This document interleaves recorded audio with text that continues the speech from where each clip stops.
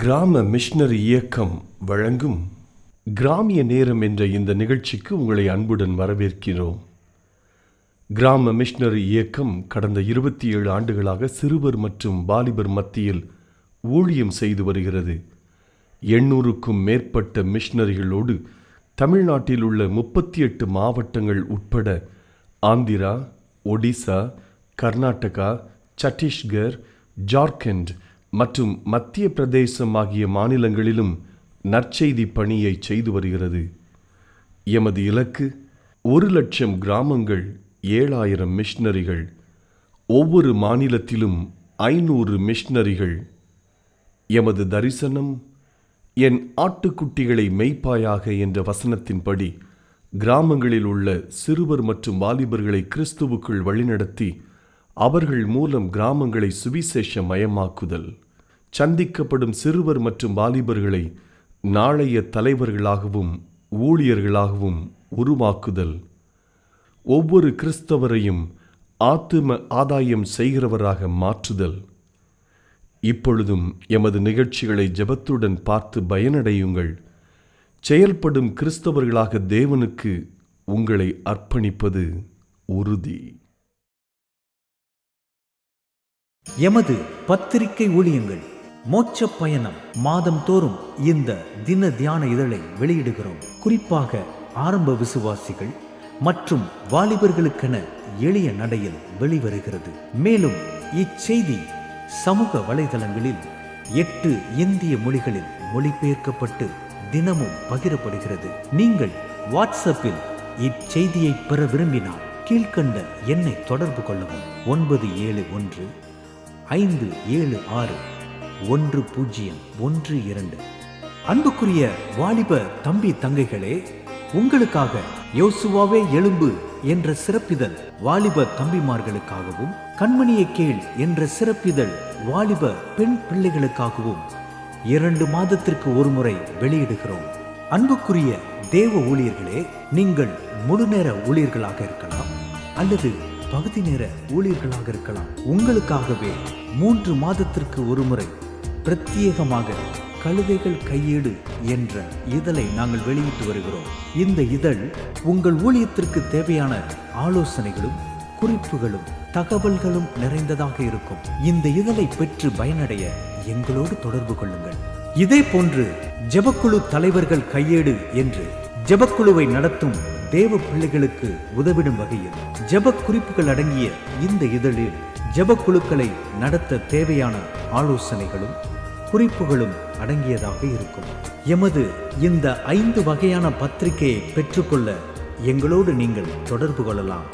நீங்கள் தொடர்பு கொள்ள வேண்டிய தொலைபேசி எண்கள் 937200010 மற்றும் 94873676663.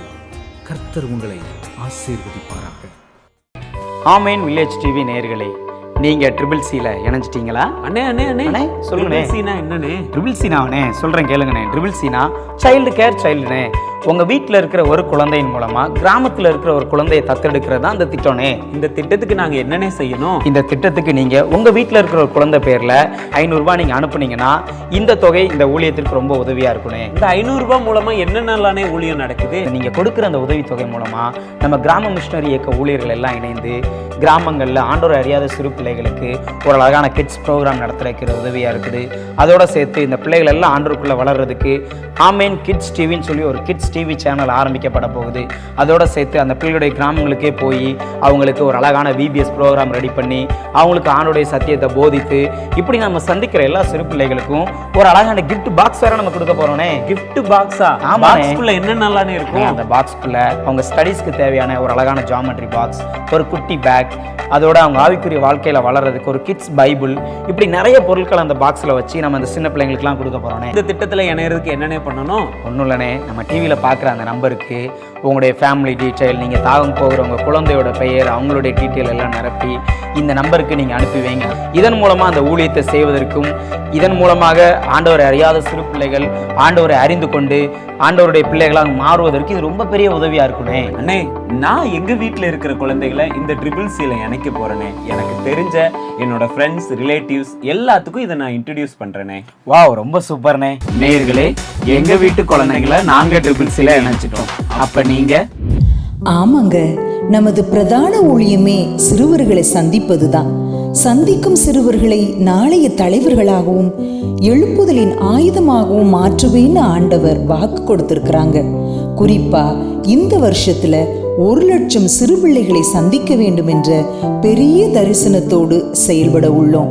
1,00,000 சிறுவர்களுக்கு இயேசு கிறிஸ்துவை அறிவித்து ஜீசஸ் கிஃப்ட் என்ற வெகுமதியையும் கொடுத்து அவர்களை தொடர்ந்து ஆண்டவருக்குள்ள வழிநடத்த திட்டமிட்டிருக்கிறோம்.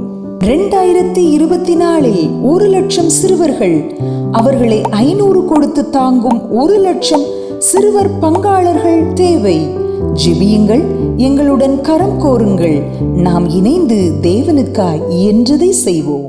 நம்ம ஆண்டவரை விசுவாசித்து உயர்த்த உயர்த்த அற்புதம் உங்க பக்கத்துல நெருங்கிக்கிட்டே இருக்குங்க. காலை எழுந்த உடனே இந்த நாள் ஜெயிக்க போகிறீர்களா தோக்க போகிறீர்களா என்று நீங்க முடிவு செஞ்சிடலாம். உங்க செல்போனுக்கு அதிக நேரம் செலவழிக்கிறீங்களா? ஏசப்பா இடத்துல பைபிள் வாசிக்கிறது, ஜெபிக்கிறதுக்கு உங்களுடைய நேரத்தை செலவழிக்கிறீங்களா? உனக்கு முன்பாக இருக்கிற 2 வழிகளில் எந்த வழியை நீ பின்பற்ற போகிறார்? ஆசீர்வாத வழியை பின்பற்றினா ஏசப்பாவனை பின்பற்றணும். இயேசு கிறிஸ்துவின் இனிய நாமத்தினாலே கிராம மிஷனரி இயக்க ஊழியத்தின் சார்பாக கிராமிய நேரம் என்ற நிகழ்ச்சிக்கு உங்களை அன்போடு கூட வரவேற்கிறோம். எனக்காக நாங்கள் செய்து வருகிற அந்த ஊழியத்திற்காக நீங்கள் ஜெபிக்கும்படி அன்பாய் வேண்டுகிறேன். வருடந்தோறும் புதிய மிஷனரிகளை உருவாக்க வேண்டும் என்று சொல்லி மிகுந்த ஒரு பாரத்தோடு உருவாக்கி வருகிறோம்.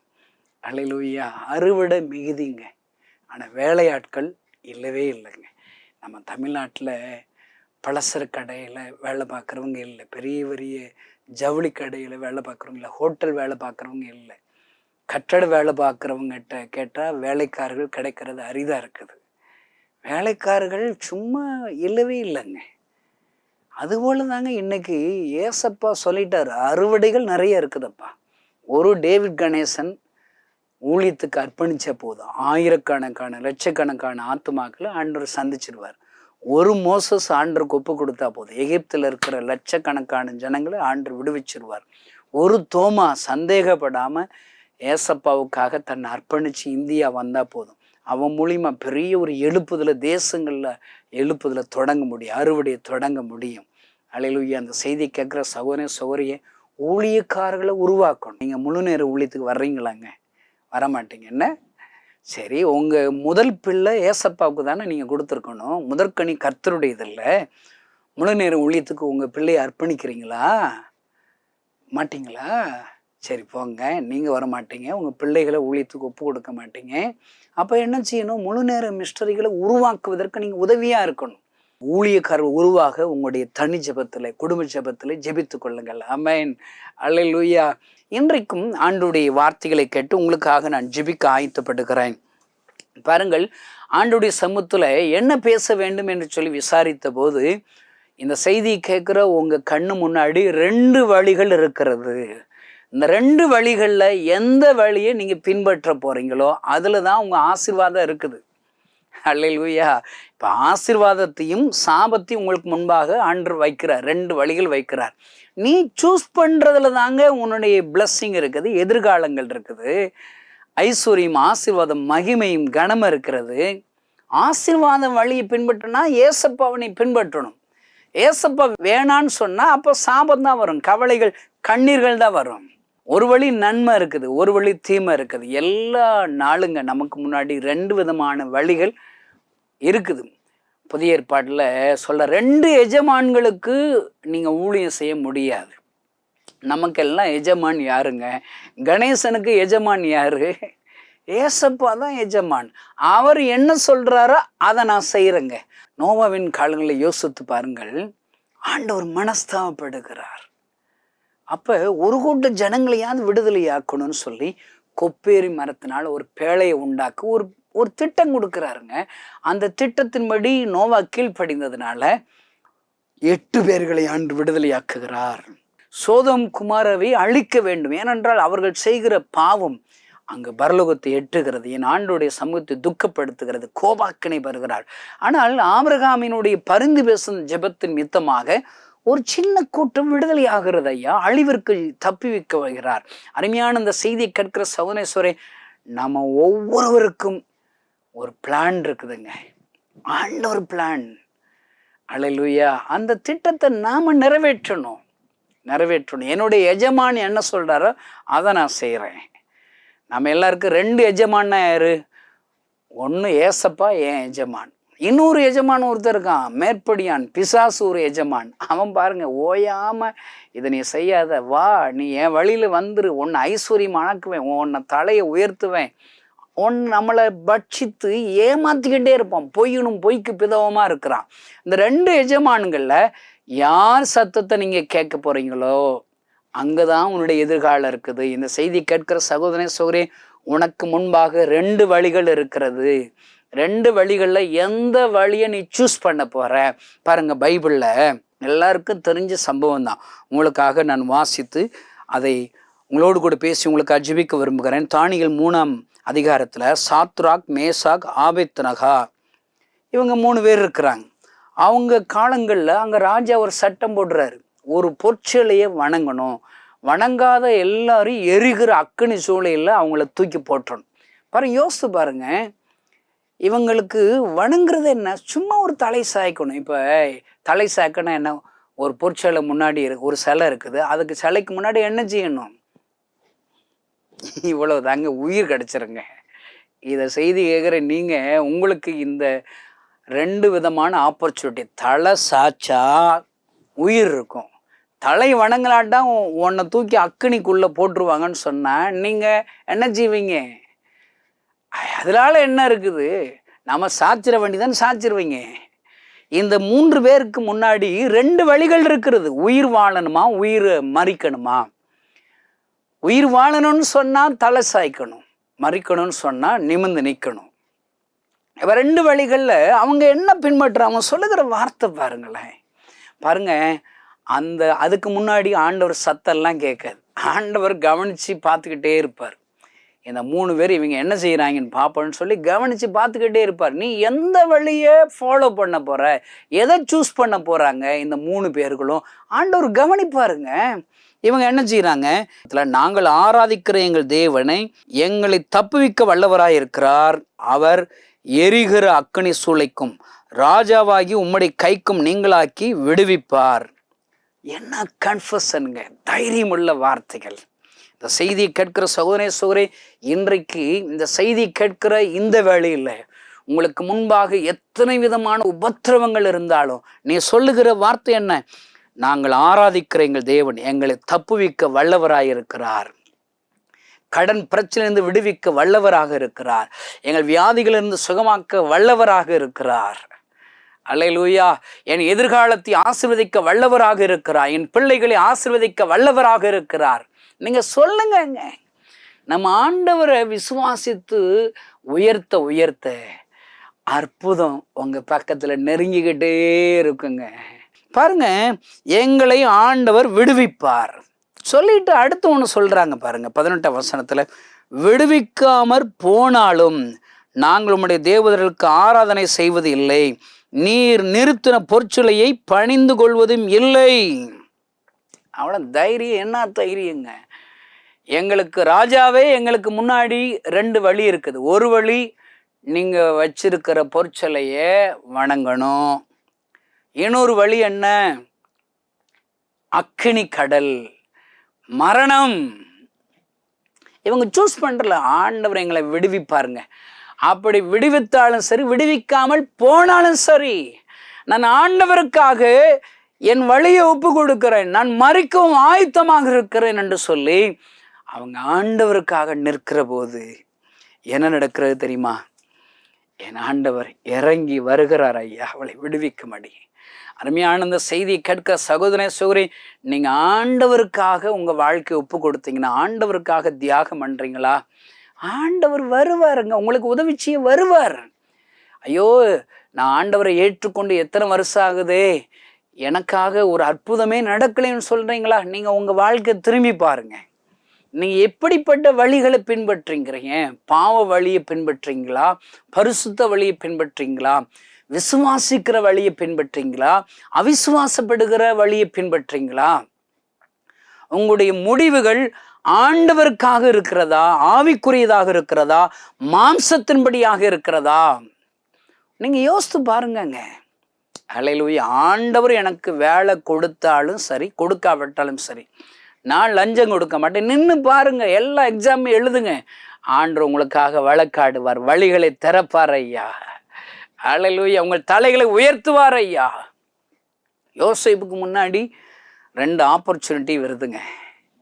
ஒன்று ஆண்டவருடைய ஆப்பர்ச்சுனிட்டி. அது என்ன? பரிசுத்தமாக இருக்கணும். ஆண்டவர் என் கூட இருக்கிற, என்னை கவனித்து பார்த்துக்கிட்டு இருக்கார், என்னை நம்புகிறார். அல்லேலூயா. நான் கர்த்தருக்கு முன்பாக இருக்கிறேன். இன்னொரு வழி என்ன? போத்திவார் மனைவி மூலியமாக அங்கு பாவம் செய்கிற, உபச்சார வேசித்தனம் செய்கிற வழி. யோசேப்புக்கு முன்னாடி 2 வழி இருக்குது. 2 வழிகளில் அவன் எந்த வழியை பின்பற்றுகிறான்? என் ஆண்டவருடைய வழியை பின்பற்றுகிறதுனாலே அவனுடைய முடிவு என்ன? தேசத்திற்கு அதிகாரியாக என் ஆண்டு உயர்த்துகிறார். இந்த செய்தி கேட்கிற சகோதரனே, சோரே, உனக்கு முன்பாக 2 வழிகள் இருக்கிறது. இப்போ காலையில் எந்திரிச்ச உடனே ஆண்டவரோடு கூட பேசி வேதத்தை வாசித்து ஜெபிக்கலாம், ஒரு வழி இருக்குது. இல்லை செல்ஃபோனை எடுத்து நோண்டி வாட்ஸ்அப்பு ஃபேஸ்புக் பார்க்குற வழி இருக்குது. இந்த செய்தியை கேட்குற சகோதரனே, சௌரியே, உன் வாழ்க்கை ஆசீர்வாதமாக இருக்க போதா, நீ வாழ்க்கையில் ஜெயிக்க போகிறாயா, தோக்க போகிறாயா என்பதை இன்னைக்கு காலையில் எந்திரிச்சு ஒன்றை வச்சே நீ கற்றுக்கொள்ளலாம். உனக்கு நீ தீர்க்க தரிசனம் சொல்லிக்கலாம். இன்னைக்கு காலையில் நான் எந்திரிச்ச உடனே ஆண்டவர்கிட்ட நான் பேசுகிறேன்னா, வேதத்தை மூலியமாக ஆண்டு என் கூட என்ன பேசுகிறேன்னா, ஆண்டவர்கிட்ட காத்திருந்தா அன்னைக்கு நான் ஜெயிக்க போகிறேன்னு அர்த்தம் இல்லைங்க. அவரெல்லாம் எனக்கு வேண்டாங்கன்னு சொல்லி செல்ஃபோனையும் டிவிகளையும் அரட்டிகளையும் பின்பற்றிலாம் இந்த செய்தி கேட்கிற சகோதரனை சொன்ன, காலையிலேயே நீ தோக்க போறீங்கிறது முடிவாயிருச்சு. இப்போ இதுக்கு ஆண்டவர் பேச வேண்டியது இல்லைங்க. நான் இப்போ நிறைய பேர், நான் நீட் எக்ஸாமுக்கு படிச்சுக்கிட்டு இருக்கிறேன்னு ஒரு சகோதரி நேற்றைய நாளில் வந்து என் கூட பேசினான். அங்கிள், எனக்காக ஜெபம் பண்ணுங்க, நான் நீட்டில் பாஸ் பண்ணி நான் டாக்டர் ஆயிடணும். அது ஈஸி தான். நான் அந்த பாப்பாட்ட சொன்னேன், அதெல்லாம் ஈஸி தான். இப்போ நீ நீட் எக்ஸாமில் பாஸ் பண்ணுவியா, பாஸ் பண்ண நீ ஜெயிப்பியா தோப்பேங்கிறது இப்போ நான் கண்டுபிடிக்க போகிறேன். தீர்க்க தரிசனம் கிடையாது. இப்போ ஒன்றை வச்சு கண்டுபிடிக்க போகிறேன். நான் அவட்ட கேட்டேன், இன்னைக்கு காலையில் நான் அவளை சாயங்காலத்தில் ஒரு மீட்டிங் முடிச்சு என்கிட்ட தண்ணி ஜெபம் பண்ண வர்றா. அவட்ட கேட்டேன், நீ இன்னைக்கு காலையில் எத்தனை பைபிள் அதிகாரம் பைபிள் வாசித்த அப்படின்னு கேட்டேன். சிரிக்கிற, வாசிக்கல அங்கிள். அப்போ நீ தோற்று போயிடுவேன். இல்லை, நேற்றுக்கு எவ்வளோ அதிகாரம் வாசித்த? 1 அது தயங்கி வருது. 1 அறகுறையாக தான் வாசிச்சிருப்பா. நான் சொல்கிறேங்க, பைபிள் வசனம் தெளிவாக இருக்கு. முதலாவது தேவனுடைய ராஜ்யத்தையும் அப்படி நீதியும் தேடுங்கள், அப்பொழுது இவைகள் எல்லாம் கூட கொடுக்கப்படும். இந்த செய்தி கேட்கிற சகோதரர், உன்னுடைய வாழ்க்கையில் காலை எழுந்த உடனே இந்த நாள் ஜெயிக்க போகிறீர்களா, தோக்க போகிறீர்களா என்று நீங்கள் முடிவு செஞ்சிடலாம். நீ ஆண்டவரோடு கூட, அவரோடு கூட ஒப்புரவாகி ஆண்டவரோடு கூட நீ வீட்டை விட்டுக்கு வெளியே போகிறீங்களா, பிஸ்னஸ் பார்க்க போகிறீங்களா, அந்த பிஸ்னஸில் ஜெயம் இருக்கும். ஒரு வெளிநாட்டில் நான் சும்மா ஒரு பிரதர்கிட்ட சொன்னேன், நீ காலைல எழுந்திரிச்ச உடனே ஒரு நிமிஷமாவது ஏசப்பா இடத்துல உங்கள் வாழ்க்கை அழுது ஒப்பு கொடுத்து ஜெபம் பண்ணிட்டு பிஸ்னஸ் போங்க. அல்லேலூயா. இன்னும் அவன்கிட்ட சொன்னேன், திடீர்னு நான் சொல்கிறத கேளுங்க, இல்லை ஜெபம் பண்ணாமல் நீங்கள் வாட்டுக்கு பல்லு விளக்க போறோம்னா ஏசப்பா பல்ல உடைச்சாலும் உடைச்சு விடுவார். ஏசப்பா பிள்ளையா மாத்துறதுக்கு ஒரு யோனாவத்திரத்துக்கு கப்பல் அசைக்கிறார். ஒன்று அவர் கூட பேச வைக்கிறதுக்கு, அவரை விசுவாசிக்க வைக்கிறதுக்கு, அவருக்காக உன்னை ஊழியம் செய்வதற்கு என்ன வேணாலும் ஆண்டவர் செய்வார். அல்லேலூயா. அந்த பிரதர் பாருங்க, இது எதுக்குடா வம்பு, நல்ல நேர்மலங்கள் போட்டு டேவிட் கணேசன் சொன்ன மாதிரி ஜெபிச்சிட வேண்டிதான், ஜெபிச்சுட்டு போயிருக்கிறார். அவர் சொல்றாரு, எத்தனையோ வருடங்களாக வராத பணங்கள் அன்றைக்கு வந்து சேர்ந்தது. அல்லேலூயா. இன்னும் ஆண்டவர் சொன்னாரு, ஆர்டர்ஸு மற்றவங்கள்ட்ட வாங்குறது பல கஷ்டப்படணும். ஆனால் இவர் முயற்சி பண்ணாமையே பல லட்சக்கணக்கான ஆர்டர்ஸ் புதுசாக வந்துருச்சுன்னு சாட்சி சொல்றார். 1 நிமிஷம் ஜெபம் பண்ணுறதுலையே இவ்வளவு அற்புதம் நடக்குதுன்னா, இனிமேல் நான் ஒவ்வொரு நாளும் ஆண்டவரை தேட போகிறேன், வேதத்தை வாசிக்க போகிறேன், அவருக்காக என் வாழ்க்கையை ஒப்பு கொடுக்க போகிறேன் என்று சொல்லி தன்னுடைய வாழ்க்கையில ஒரு பெரிய ஒரு டேர்னிங் பாயிண்ட் வந்துச்சுங்க. இந்த செய்தியை கேட்கிற சகோதரனே சகோதரி, உனக்கு முன்பாக 2 வழிகள் இருக்கிறது ஐயா. எந்த வழியை பின்பற்ற போகிறாய்? சாத்ராக், மேசாக், ஆபேத்நேகோ என் ஆண்டவருடைய வழியை பின்பற்றினார்கள். அக்கினி சூளையிலே அவர்கள் தூக்கி எறியப்பட்டாலும் அவர்கள் விடுவிக்கும்படி அவர்களோடு கூட 4வது நபர்களாக உலாவினார் ஐயா. அவங்க பைபிளில் எனக்கு ரொம்ப பிடிச்ச வசனங்க, தலையில் இருக்கிற முடி கூட கருகலைங்க. இந்த செய்தியை கேட்குற சகோதரன் சொல், நீங்கள் ஆண்டவருக்காக உங்கள் வாழ்க்கையை ஒப்பு கொடுத்தீங்கன்னா, ஆண்டவர் வழியை பின்பற்றீங்கன்னா, ஆண்டவருக்கு முதலிடம் கொடுத்தீங்கன்னா, ஒரு முடி கூட கருகாது, ஒரு சேதமும் உங்களுக்கு வராதுங்க. அந்த ஆண்டவர் தான் உங்களோடு கூட பேசி கொண்டு இருக்கிறார். பாருங்க, ஆபிரகாம ஆண்டவர் அழைக்கிறாரு. குழந்தை இல்லாத அவனுக்கு ஈசாக்குங்கிற குழந்தைய கொடுத்துட்டாரு. இப்போ ஒரு நாள் ஆண்டவருக்கு சந்தேகம் வந்துருச்சு. இவன் என்ன நேசிக்கிற வழியை பின்பற்றுகிறானா, என்ன நேசிக்கிறானா, அவன் பிள்ளையை நேசிக்கிறானா? இந்த செய்தியை கேட்கிற சகோதரனே சகோதரியே, நீங்கள் உங்களுக்கு இருக்கிற வேலையை நேசிக்கிறீங்களா, உங்களோடு இருக்கிற இயேசுவை நேசிக்கிறீங்களா? உங்களுக்கு இருக்கிற ஐஸ்வர்யத்தை நேசிக்கிறீங்களா, இயேசுவை நேசிக்கிறீங்களா? உங்கள் செல்ஃபோனுக்கு அதிக நேரம் செலவழிக்கிறீங்களா, ஏசப்பா இடத்துல பைபிள் வாசிக்கிறது ஜெபிக்கிறதுக்கு உங்களுடைய நேரத்தை செலவழிக்கிறீங்களா? 2 வழி இருக்குது. இதை யாரும் கம்பல் பண்ணுறது கிடையாது. நீங்கள் ராஜா போலங்க. ராஜானா என்ன டிசிஷன் வேணாலும் அந்த ராஜா எடுத்துக்கிறலாம். ஒவ்வொரு ஏசப்பாவை ஏற்றுக்கொண்ட ஒவ்வொரு கிறிஸ்தவனும் ராஜா தாங்க.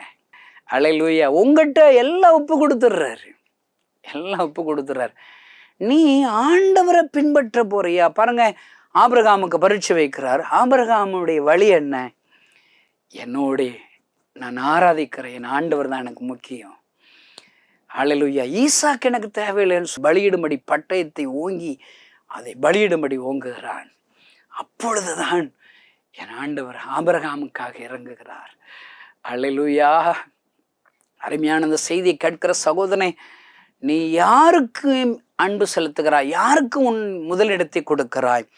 அந்த ஆபிரகாம் இடத்துல ஒரு ராஜா வந்து சொல்றாரு, என்ன சொல்றாரு பாருங்க. ஆதியாகமம் 14 அதிகாரம் 21 வசனம். சோதோமின் ராஜா ஆபிரகாமை நோக்கி, ஜனங்களை எனக்கு தாரும், பொருட்களை நீர் எடுத்துக்கொள்ளும். ஒரு 2 ஆப்ஷன் உனக்கு, ஜனங்கள், பொருட்கள். நீ ஜனங்களை எனக்கு தந்துரு, பொருட்கள் எல்லாம், பொருள்னா தங்கம், வெள்ளி, பொண்ணு, எல்லாம் பணம் எல்லாம் நீ வச்சுக்கோப்பா. ஆபிரகாம்கிட்ட ஒரு ராஜா சொல்றாரு. ஒருவேளை இப்போ யாராவது ஒருத்தர் இப்போ கணேசன்ட்ட சொன்னா, ஆபிரகாம்கிட்ட சொன்னது போல் என்கிட்ட சொன்னால், நான் பொருட்கள் மட்டும்தான் எனக்கு தேவைன்னு நான் வாங்குறதுக்கு சான்ஸ் இருக்குங்க. ஆனால் 27 வருடங்களுக்காக என் ஆண்டவருக்காக நிற்க எனக்கு ஆண்டவர் உதவி செய்திருக்கிறார். இன்னும் பண ஆசையில் பெருமையில் விழுந்து விடாதபடி அருமையான கிறிஸ்தவ நண்பர்களை எனக்காக ஜெபித்து கொள்ளுங்கள். ஆபிரகாம் எனக்கு கற்றுக் கொடுக்கிற பாடம் என்ன தெரியுமா? அவன் சொல்லுகிறான், அந்த ராஜாவை பார்த்து சொல்லுகிறான், ஆபிரகாம் சோதோமின் ராஜாவை பார்த்து, ஆபிரகாமை ஐஸ்வர்யமாக்கினேன் என்று நீ சொல்லாதபடிக்கு நான் ஒரு சரட்டை ஆகிலும் பாதரட்சியின் வாரை ஆகிலும் உமக்கு உண்டானவைகளில் யாதொன்றையாலும் எடுத்து கொள்ளேன் என்று சொல்லுகிறார்.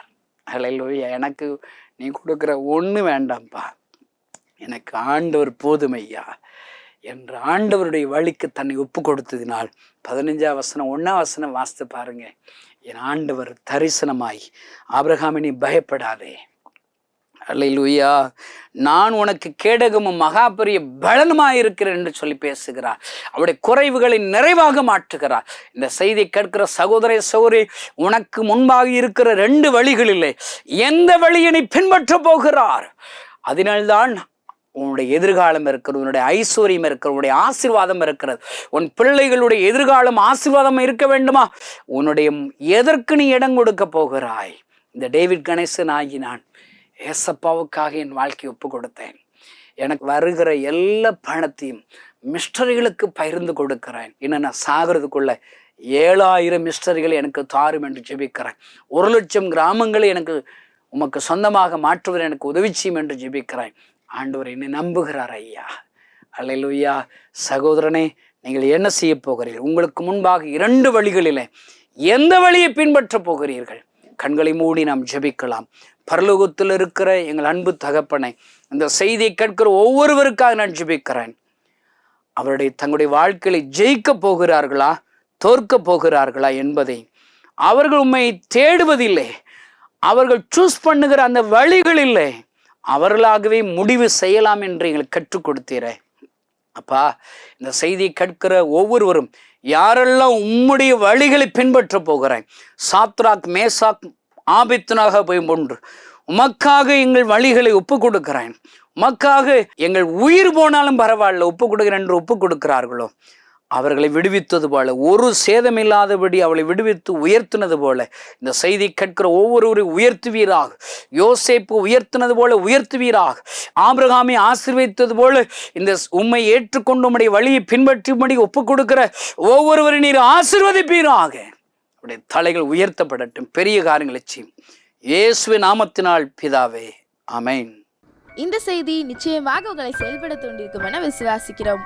நீங்களும் எங்களோடு இணைந்து தேவனுக்காக ஏதாவது செய்ய விரும்புகிறீர்களா? கீழ்கண்ட எங்களது ஊழிய திட்டத்திற்காக ஜெபிக்க முன்வரலாமே. தமிழ்நாடு மற்றும் பிற மாநிலங்களிலும் ஆலயம் கட்ட தேவையாய் உள்ள 1000 கிராமங்களில் இடம் வாங்கி ஆலயம் கட்டப்பட ரூபாய் 5 லட்சமோ அல்லது அதில் ஒரு பகுதியோ கொடுத்து ஆலயம் கட்டி கொடுப்போர் எழும்ப ஜெபியுங்கள். சூனேமியால் எலிசாவுக்கு ஒரு அறை வீட்டை கட்டி கொடுத்தது போல புதிய மிஷனரிகள் தங்கி பயிற்சி எடுப்பதற்கு ரூபாய் 2 லட்சம் கொடுத்து ஒரு மிஷனரி வீட்டை கட்டி கொடுப்போர் எழும்ப ஜெபியுங்கள். நாம் சந்திக்கும் வாலிபர்கள் மற்றும் ஆரம்ப விசுவாசிகளை கிறிஸ்துவுக்குள் வளரச் செய்ய ரூபாய் 300 கொடுத்து முழு வேதாகமும் வாங்கி கொடுப்போர் எழும்ப ஜெபியுங்கள். நாம் பணி செய்யும் 8 மாநிலங்களிலும் உள்ள 880 மிஷனரிகளை மாதந்தோறும் ரூபாய் 10,000 கொடுத்தோ அல்லது இயன்ற காணிக்கையை கொடுத்தோ தாங்குவோர் எழும்ப ஜெபியுங்கள். தமிழ்நாடு மற்றும்